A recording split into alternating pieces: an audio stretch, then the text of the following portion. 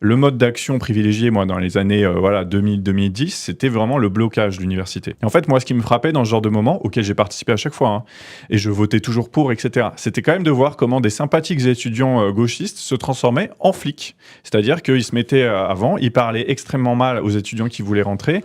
Ils étaient là: «Je veux pas le savoir», et cetera. Alors qu'en fait, quand tu te retrouves à empêcher des gens d'entrer quelque part et que tu as des étudiants étrangers qui ont besoin de passer leurs examens parce que c'est leur visa qui est en jeu, bah, tu es obligé de faire des cas particuliers. Et en fait, voir des gens se transformer et devenir vraiment des flics, quoi, des flics de gauche, ça a été un peu une expérience fondatrice pour moi de me dire, mais comment on fait pour que, tout en mettant en place des modes d'action radicaux, on ne laisse pas cette radicalité, voire cette violence, nous transformer et du coup ensuite changer la nature de ce qu'on propose, parce que c'est ça qui s'est passé à chaque fois. En fait, les conditions des révolutions ont défini la nature des régimes qu'elles ont créés. Donc, par exemple, quand tu légitimes la peine de mort pendant la Révolution, ou quand tu légitimes les atteintes à la démocratie ou la suspension de la démocratie pendant une révolution, en disant c'est normal, c'est la Révolution, on a énormément d'ennemis, de bourgeois, etc. Bah, la question, c'est quand est-ce que ça s'arrête? Et la réponse, ça, c'est que ça ne s'est jamais arrêté.